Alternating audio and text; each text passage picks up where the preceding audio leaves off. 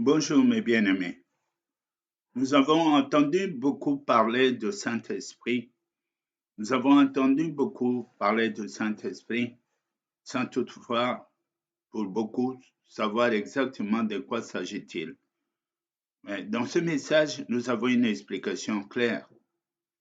Suivez donc ce message et surtout, le message n'est pas seulement pour vous. Si vous voulez que Dieu vous bénisse, partagez ce message. Faites un vœu et le Seigneur vous bénira. Suivez donc le message au nom de Jésus-Christ. Merci. Un petit message qui va rejoindre le message que nous avons fait hier, et ce message qui était celui de connaître l'importance de la présence de l'Esprit de Dieu dans les enfants de Dieu que nous sommes. L'importance. L'incontournable Saint-Esprit pour quiconque qui veut poser des actes qui peuvent être agréés par notre Père, celui qui veut un jour que son nom soit inscrit dans le livre des souvenirs de notre Père, nous avons besoin fortement de Saint-Esprit. On ne prêche pas le Saint-Esprit à soi, nous prêchons Jésus. Je répète, nous ne prêchons pas le Saint-Esprit, mais nous prêchons Jésus. Mais nous avons besoin du Saint-Esprit pour que tout ce que nous allons faire pour que Jésus soit glorifié, cela ne pourra être fait que par l'intervention du Saint-Esprit lui-même. Voilà pourquoi, maintenant, face à la vérité, face à l'intelligence, à la connaissance, à la sagesse, voici, nous avons besoin du Saint-Esprit. C'est pourquoi le chrétien d'aujourd'hui devait donc savoir et devait s'attacher beaucoup plus, oui, à la présence du Saint-Esprit et apprendre à l'écouter, apprendre à l'obéir, apprendre à reconnaître sa voix parmi toute autre voix que nous attendons dans nous-mêmes. Les petites voix que nous attendons au fond de notre cœur, parmi ces paroles-là que nous attendons, il y a aussi la parole de Dieu lui-même, dont le Saint-Esprit s'exprime pour nous conseiller. Il faut vraiment être pleinement dans lui pour l'écouter, car il ne crie pas, il parle avec douceur. Tout nous parle au fait. Notre cœur et notre conscience reçoivent des informations partout. Dans nous-mêmes, il se passe, nous pouvons nous rendre compte aussi, dans tout cela, tout parle.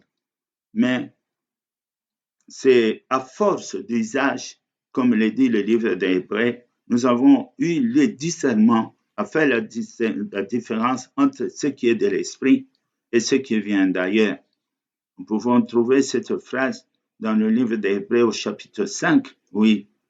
À force d'aimer, de marcher avec lui, on finit par comprendre comment il parle, comment il s'exprime, et que ce soit des multitudes qui parlent en même temps, mais nous saurons reconnaître celui de Saint-Esprit. Il y a donc un parcours comme le peuple Israël était parti dans le désert. Le désert était au fait un type d'école pour qu'ils apprennent que l'homme ne pouvait pas seulement vivre de la nourriture et du pain, mais de toute la parole qui sort de la bouche de Dieu. C'était au désert que cela a été dit, c'était au désert que les révélations du Saint-Esprit ont commencé. Et si aujourd'hui pour nous-mêmes, Dieu n'a pas changé et les choses n'ont pas changé non plus. Nous devons donc avoir la présence du Saint-Esprit, commencer déjà à vivre avec lui, à les consulter en commençant par des petites choses de rien du tout, mais apprendre à s'habituer comment il agit, à recourir vers lui pour le moindre des choses. Bien plus, même que chaque fois que nous sortons, même quand tu fais ton marché, fais une petite prière et demande au Saint-Esprit de t'accompagner. Faire de telles choses, c'est déjà le chemin de l'expérience. Et nous verrons, avant longtemps, nous allons être fiers de nous-mêmes, nous saurons que c'est vrai, il était avec nous. Quand il arrivera à certain moment que, merci Seigneur, comment ces choses sont faites, En tout cas, c'est lui. Vous allez reconnaître ça, car il va se manifester par de plusieurs façons. Mais voyons un peu comment cela est écrit. Cela va attirer notre curiosité et chercher notre sagesse pour comprendre dans le sens comme le livre des Romains écrit par la révélation, surtout la révélation de Paul au chapitre 8, verset 9, quand il dit « Pour vous, vous ne vivez pas selon la chair, mais selon l'esprit. Et si du moins l'Esprit de Dieu habite en vous. » Si du moins, qu'est-ce que cela signifie? Ça veut dire, il peut y avoir une illusion, comme si l'Esprit de Dieu habite en vous. Donc, bien vérifier cela. Est-ce que ce n'est pas en nous? Parce que quelquefois, nous avons une idée, une opinion, un objectif. À force d'y penser, maintenant, nous disons que c'est Dieu. Mais en réalité, c'est nous-mêmes. Dans le livre d'Ésaïe, il est écrit aussi. Le Seigneur disait, vous croyez que j'étais comme toi. Vous croyez que je te ressemblais. Il y a d'autres personnes, beaucoup surtout, qui n'ont pas obéi à la première parole, finissent par dire par tout ce qu'ils font, c'est Dieu qui a voulu, grâce à Dieu. Alors qu'en réalité, quand on regarde, non, cela ne vient pas de Dieu, car les résultats ne sont pas de Dieu. Mais ici, la parole de Dieu nous dit, si du moins l'Esprit de Dieu habite en vous, mais si quelqu'un n'a pas l'Esprit de Christ, il ne lui appartient pas. Là, c'est vraiment fort. C'est-à-dire, quand on n'a pas l'Esprit de Christ, que nous appelons l'Esprit de Dieu ou le Saint-Esprit, si on n'a pas ça, cela signifie aussi que nous ne l'appartenons pas. Et si nous ne l'appartenons pas, ça veut dire aussi que les actes, les pensées, les paroles qui sortiront de nous seront contraires à la volonté de Dieu, ne seront jamais ce que Dieu attend de nous. Car seuls ceux qui ont le Saint-Esprit, d'ailleurs, comme la Bible le dit, sont appelés des fils de Dieu et des filles de Dieu, par le Saint-Esprit. Avoir le Saint-Esprit, ce n'est pas comme on a un tableau qu'on pose sur son mur pour dire « j'ai le Saint-Esprit ». Avoir le Saint-Esprit, c'est dans nous-mêmes, dans notre cœur, dans notre conscience, de l'accepter comme guide de notre vie, de le consulter dans les grandes et dans les petites choses. Je veux vous dire seulement, si je dois aller, par exemple, au Carrefour, si je dois aller là-bas, si je dois aller dans un magasin, quelque part pour m'acheter du pain, et que je dis, Saint-Esprit, conduis-moi, allons-y ensemble pour acheter du pain. Si je peux dire déjà cela, si de telles choses se font et que se disent, qu'est-ce que nous pouvons comprendre de là? Nous pouvons comprendre que c'est un ami de tous les jours. Il veut, lui, participer à tout ce que nous faisons. Ça l'intéresse. Il est Dieu. C'est comme ça qu'il a dit dans Jean 14, comme moi je suis avec le Fils, je dis, moi je serai aussi avec vous. Moi en lui, vous en lui, ainsi nous ferons un. Voilà ce qu'il a dit. Voilà le mystère de la création. Bien que Dieu a créé toutes choses, mais il veut aussi vivre dans chaque chose. Il y participe. Là où il n'y a pas Dieu, il n'y a pas de vie. Si Dieu s'est soustrait quelque part, même dans un arbre, il n'y aura plus de vie. Tout s'est soustrait. Nous voyons dans le livre de Colossiens, comme c'est écrit, tout subsiste en lui. C'est-à-dire, le fait même que l'arbre, en prenant l'exemple de l'arbre vit. Dans l'arbre, il y a cette vie-là. Il y a une différence entre un arbre qui vit et un arbre mort. Parce que un arbre qui vit, mine de rien, l'arbre est en train de pomper beaucoup d'eau de la terre. Si tu recherches où est cette pompe, on ne verra pas, mais il est en train de pomper beaucoup d'eau, des tonnes d'eau, pour les amener jusqu'au sommet de l'arbre. Qu'est-ce qui soutient tout cela? On ne peut pas dire, oui, c'est parce que c'est le soleil, ça chauffe et l'émanation amène l'eau à la hauteur. Non. Et quand l'arbre est mort, où est-ce qu'il meurt? Dans où? Parce que la position reste la même et pourtant l'activité de vie s'arrête. Tout cela, c'est Dieu qui a fait cela. Un homme ne le fera pas. Personne ne le fera. Ça, c'est l'œuvre de Dieu.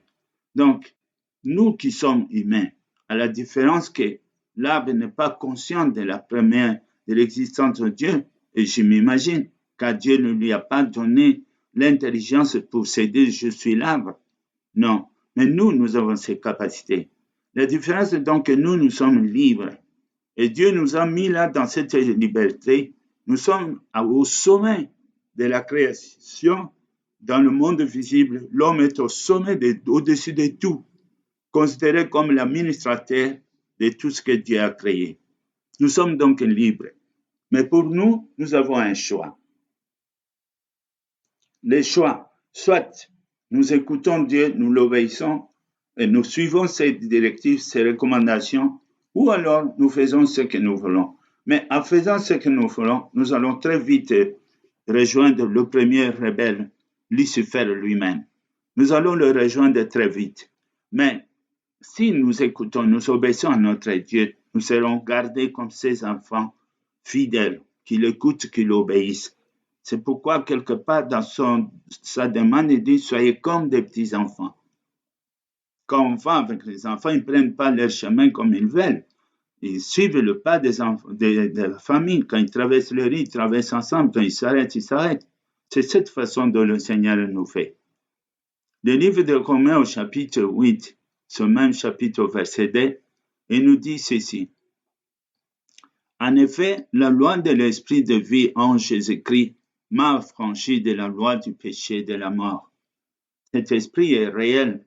Cet esprit est venu pour nous sortir de cette loi du péché qui nous conduisait de la mort. Grâce à cet esprit ici, que nous sommes maintenant dans le Seigneur, que nous marchons avec le Seigneur. Ainsi, la promesse prophétique de Dieu qui était dite à propos du Saint-Esprit, comme le dit le livre d'Ézéchiel au chapitre 11, verset 19, « Je leur donnerai un même cœur. Je mettrai en vous un esprit nouveau. J'ôterai de leur corps le cœur de pierre et je leur donnerai un cœur de chair. » Et il dira même dans 36, 26, « Je vous donnerai un cœur nouveau et je mettrai en vous un esprit nouveau. J'ôterai de votre cœur le cœur de pierre et je vous donnerai un cœur de chair. » Je mettrai mon esprit en vous, dans le 27, et je ferai en sorte que vous suiviez mes ordonnances et que vous observiez et que vous pratiquiez mes lois. Quoi de plus clair que cela? Quoi de plus clair que cela? Nous comprenons le secret du salut par là. Évidemment, on se précipite à lire les gros mots de l'évangile, de la Bible, de la théologie, de tout ce qui parle de Dieu. On fait des études là-dessus. Mais la porte de sortie pour rejoindre Dieu est si petite par des simples petits mots que le Seigneur a introduits dans sa parole. Éventuellement, comme ce que nous venons de lire, nous venons très bien l'engagement personnel de Saint-Esprit qui dit « Je ferai en sorte que tu suives, que vous observiez, que vous mettiez en pratique. » Ça veut dire « je ferai ». Il n'a pas dit « je vais essayer de faire ». Cette phrase n'a pas été dite. Il n'a pas dit « bon, je vous laisserai faire ». Non, ce n'est pas ça. Il dit « je ferai ». La parole est claire. Le mot « j'ai » représente Dieu. C'est Dieu qui est l'auteur de cette phrase. Donc, il s'arrangera pour nous. C'est pour vous, c'est pour cela que la parole dit « nous supposons que vous marchez par le Saint-Esprit ». Parce que celui qui n'a pas l'Esprit de Christ, il ne l'appartient pas. Pour l'appartenir, on doit avoir l'Esprit de Christ. Parce que ce que fait l'Esprit de Christ dans le croyant, c'est il fait que nous suivions, que nous observions et que nous mettions en pratique comme si c'était nous-mêmes qui le faisons, alors qu'en réalité, notre secret, c'est le Saint-Esprit qui est en nous. Voilà pourquoi nous avons tellement besoin du Saint-Esprit pour arriver au but de tout ce que nous faisons, voire même tout ce que nous sommes en train de faire, même dans notre propre vie sur terre, dans notre chair, corps, âme, esprit, nous avons besoin du Saint-Esprit. La parole de Dieu nous a enseigné dans Jean 3, 6, ce qui est né de la chair est de la chair, et ce qui est né de l'esprit est de l'esprit. Il y a donc deux vies dans un homme.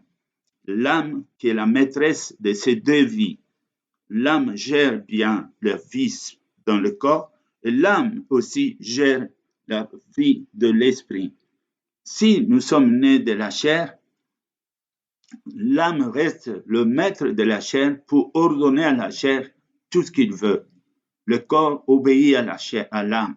Maintenant, si nous sommes à l'esprit, c'est la nouvelle naissance, un nouveau corps que nous ne connaissions pas, le corps qui ne connaîtra jamais la corruption, le corps face à lequel le diable ne peut rien, où la malédiction ne pourra rien. Mais le bonheur et la vie, la réussite dépendront de la disposition de l'âme qui va maintenant considérer le corps comme un instrument de justice, qui va exercer comme l'instrument pour nous conduire maintenant à obéir à l'esprit et non pas l'inverse. Parce que ceux qui n'ont pas l'esprit de Dieu, d'abord, ils ont reçu le corps comme un don de Dieu, mais finalement, le corps domine sur la personne et ce n'est plus eux qui vivent, même c'est la chair qui vit. Mais nous, c'est le contraire. Ce ne sont pas nous qui vivons, mais c'est l'esprit qui vit en nous. C'est vraiment le contraire. Ces choses sont vraiment, comment dirais-je, les révélations de mystères cachés depuis tout le temps que beaucoup, même de prophètes qui nous ont précédés, n'ont jamais compris cela. Aujourd'hui, nous connaissons tout cela par la révélation. Et le Saint-Esprit confirme cela. Comme la parole de Dieu, Romains 8, au verset 11, il dit, et si l'Esprit de qui a ressuscité Jésus d'entre les morts habite en vous, celui qui a ressuscité Christ d'entre les morts rendra aussi la vie à vos corps mortels par son Esprit qui habite en vous.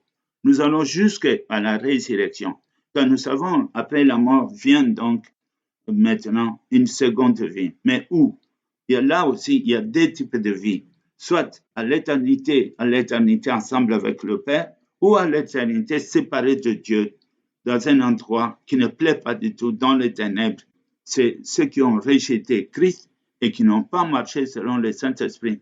Voilà là où ils vont se trouver.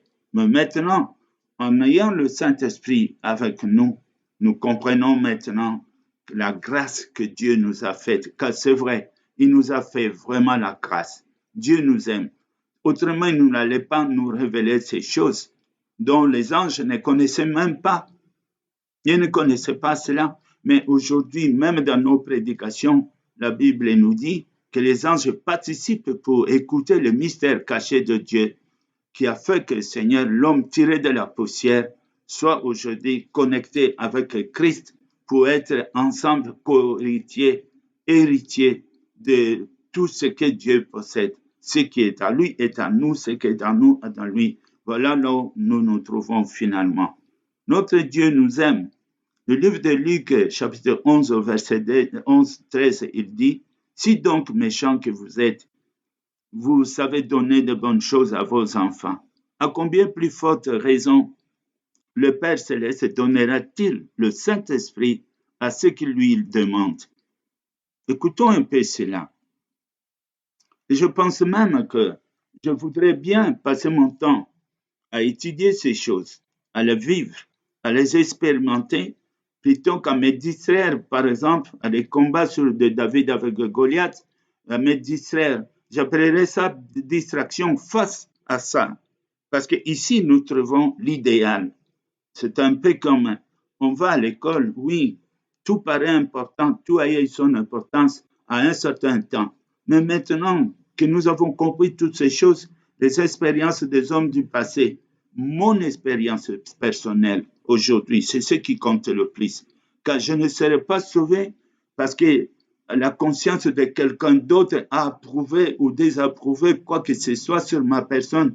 Je serai sauvé par l'approbation, même par la confiance que je fais dans ma propre conscience en travaillant ensemble avec le Saint-Esprit qui m'habite. Non pas qui habite au voisin, ni à ma femme, ni à mon enfant, ni à qui que ce soit, mais une expérience tout à fait personnelle entre nous et notre Dieu.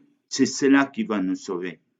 Donc, nous devons avoir cette expérience. Et pourquoi je dis c'est vraiment, vraiment important que nous parlions de Saint-Esprit, sans prêcher le Saint-Esprit, mais puisque quand le Saint-Esprit vient, il ne parle pas de lui-même, il vient comme une aide semblable à Christ.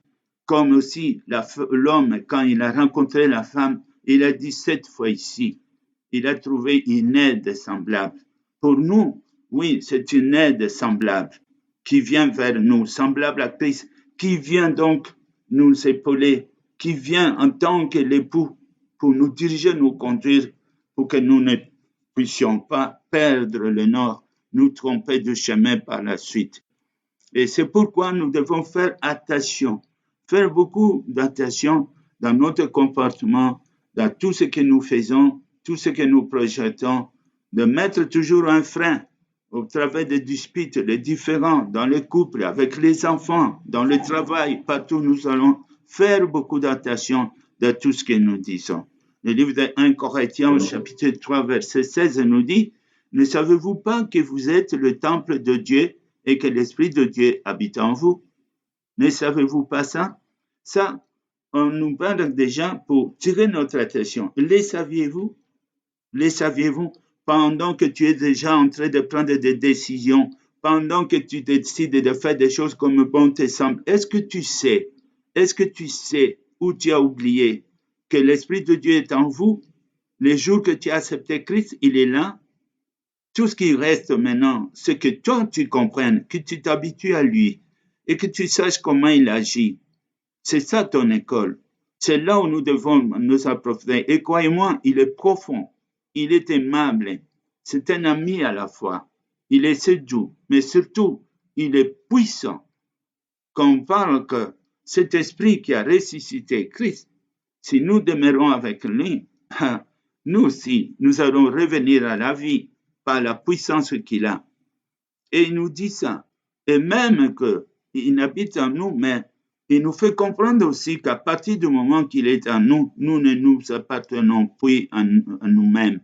Le livre de 1 Corinthiens 6, 19, il dit « Ne savez-vous pas que votre corps est le temple du Saint-Esprit qui est en vous et que vous avez reçu de Dieu comme don et que vous ne vous appartenez point à vous-même. » Ça veut dire, on ne sait plus entreprendre des choses comme par le passé où on disait, moi je vais, moi je dis, moi c'est ma volonté, c'est ma vie privée. Tous ces langages, nous nous taisons.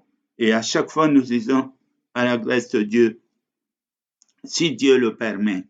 Bien qu'on soit sûr selon ma calcul, on sait que c'est comme ça. Mais toujours dire, si Dieu le permettra. Parce que tout peut changer. Même dans les dernières secondes, tout peut changer. Donc, nous devons faire attention et prendre des précautions avec qui nous marchons, qui nous écoutons, qui t'y a autorisé, qui te porte un conseil. Car si nous ne faisons pas attention à cela, il faut savoir, l'esprit malin qui existe aussi cherchera par tous les moyens comment nous atteindre, comment faire en sorte pour nous distraire, que nous puissions quitter la vérité, que nous puissions nous éloigner de la vérité. Il sera là, il va le faire. C'est pourquoi le Seigneur nous dit de faire attention. Choisis le lieu où tu dois être. Choisis avec qui tu dois parler.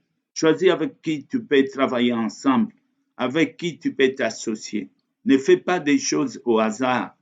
Marche avec Dieu, marche avec ceux qui ont aussi le Saint-Esprit, afin d'empêcher le diable de se filtrer dans tout ce que nous savons. Très souvent, il arrive quelquefois, nous avons de très bons projets, mais manquant d'intelligence, nous mélangeons la mort et la vie dans ce que nous faisons au travers des personnes qui n'ont pas le Saint-Esprit. Et voilà la cause, parce que toi, tu seras béni, mais lui, c'est une porte ouverte des échecs. Alors, comment vous allez faire? La parole nous dit dans 2 Corinthiens, chapitre 6 au verset 16, quel rapport y a-t-il entre le temple de Dieu et les idoles? Quand nous sommes le temple de Dieu vivant, comme Dieu l'a dit, j'habiterai et je marcherai au milieu d'eux. Je serai leur Dieu et ils seront mon peuple. Vois un peu ce qui est écrit là. Quel rapport y a-t-il? Bon, on se met ensemble. On se connaît depuis l'enfance. Ce n'est pas ça une raison. Ah oui, c'est aussi membre de famille. Ce n'est pas une raison. Même dans un sens biologique, vous pouvez être séparés à cause de Jésus-Christ. Donc, faire attention, faire attention. La seule fraternité acceptable et tolérable, c'est quand nous avons tous baigné dans le sang de Jésus-Christ, qui fait de nous des hommes et des femmes nouveaux, tels que nous sommes. Et alors, à ce moment-là, c'est bien. C'est pourquoi, dans le christianisme, c'est une nouvelle famille. Une nouvelle famille, une famille où règne la franchise, l'amour, où on ne trouve pas de mensonges et manipulations. Toutes ces choses ne sont plus là. Quand Galate nous dit, dans le chapitre 4, verset 6, parce que vous êtes des fils, Dieu a envoyé dans vos cœurs l'esprit de son Fils, lequel qui crie Abba Père. Regarde le mystère. Le mystère. Ça, c'est une des raisons pour nous disons les épîtres de Paul sont vraiment la profondeur des Écritures, la profondeur des enseignements des prophètes, la profondeur même de l'évangile de Christ, nous les trouvons dans les révélations qui sont dans les épîtres. Le livre d'Éphésiens nous dit aussi qu'en lui, nous aussi, après avoir entendu la parole de la vérité, l'évangile de votre salut, en lui vous avez écrit et vous avez été scellés du Saint-Esprit qui avait été promis, afin que le Dieu de notre Seigneur Jésus-Christ, le Père de gloire, nous donne un esprit de sagesse et de révélation dans sa connaissance. Et Éphésiens 1, 18 qui dit « Et qu'il illumine les yeux de votre cœur pour que vous sachiez quelle est l'espérance qui s'attache à son appel, quelle est la richesse de la gloire de son héritage qui réserve aux saints. En lui, vous êtes aussi édifiés pour être une habitation de Dieu en esprit. Garde le bon dépôt. » L'apôtre va écrire à Timothée pour désigner à Timothée pour lui parler dans 2 Timothée 1,14. Garde le bon dépôt par le Saint-Esprit qui habite en vous. Ce dépôt, c'est la parole que vous attendez. C'est les enseignements que vous attendez. Ce sont des enseignements qui sont vitaux. Ce sont des enseignements incontournables. Ce sont des enseignements qui peuvent nous conduire, c'est vrai, qui nous conduisent à la vie. Ce sont des enseignements dignes de ce nom. Garde le bon dépôt que vous avez reçu. Garde cela et ne vous détournez pas de ces enseignements. Et nous savons aussi que dans la conclusion des choses, oui, le Seigneur nous dit dans le livre de Galates 5, 24, ceux qui sont en Jésus ont crucifié la chair avec ses passions et ses désirs.